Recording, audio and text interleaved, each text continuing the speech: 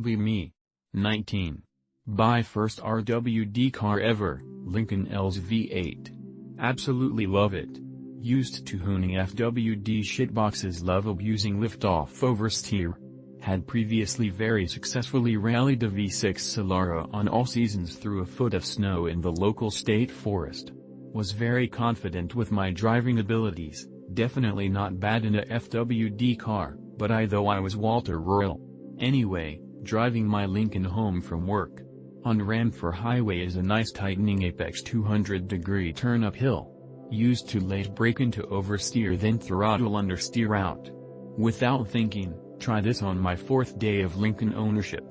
As soon as my foot lifts from the throttle I feel the back start sliding. Not the feeling I'm used to at all. Panic. Gas it out of instinct. Car spins faster. RIP. Slam over small curb and spin out in the dirt.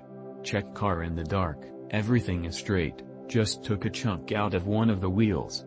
Limp 20 miles home. Replace tire and then straight pipe the car and blow the motor in a year and a half. I'm going to buy another now I'm a bit older, I had so much fun in that shitbox. Up here and I'm gonna give you guys the green text of the story. Be me, just parked in spot. Get out of car and walk to back. Notice the Honda because there's some disturbance inside. See the Honda go into reverse, at least 40 feet between our cars so no worries. Honda starts to slow down a little close to my car, then immediately hits the gas in reverse and smashes into my car. I start saying what the fuck to the guy through his open window, he starts screaming. He pulls up and puts the car in park and gets out, tall white Hispanic dude. He's immediately trying to blame me for having my car there and he's like screaming at me in Spanish. I say dude what the fuck are you doing?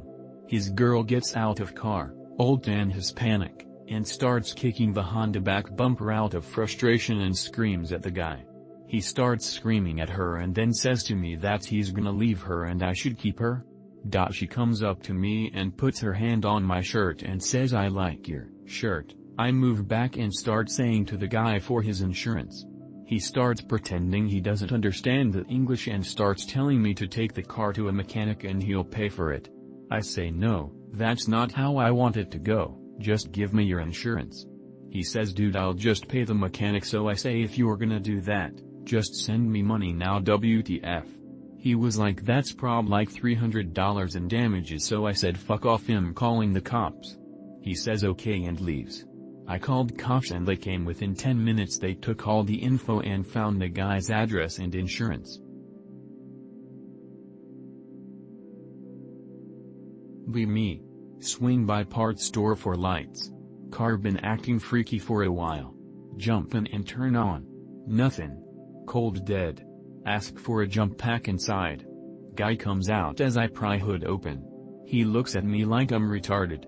Because I am. Because the fucking battery just spit out the positive cable. Put it back on. Car start. Haha wow, how did that happen? Slink away sheepishly. Be me. Blitzed out of my mind, driving to get more beer from Walmart. Take 90-degree turn into Walmart at 50 miles per hour in the rain.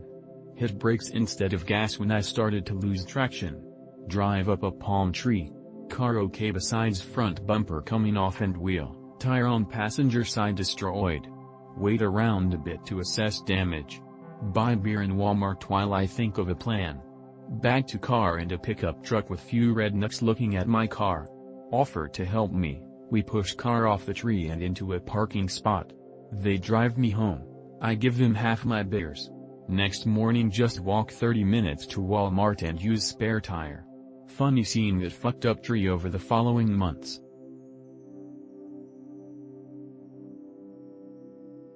Some Z4 did something like this to me yesterday. Be me. Going 80 in 2-lane. Z4 approaching my rear.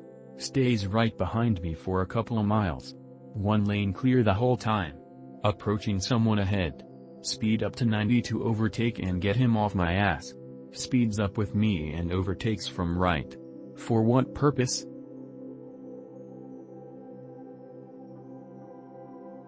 Be me. Saving money, nothing to spend it on really. Starts to look for more sporty cars. RS6C7 in Bueno.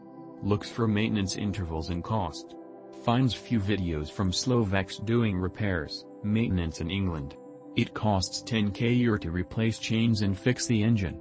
Reconsidering my choices. Is buying used RS6C7 a financial suicide? Or are the horror stories about 10k euro maintenance just rare cases? I make around 1,500 euros clean, so is this car just out of my financial reach? The Slovak bros in the comments also stated the car they worked on had 6 owners, and was bought for 20k pounds, so that is a big red flag. Also other RS and S that were busted beyond belief were always tuned ones.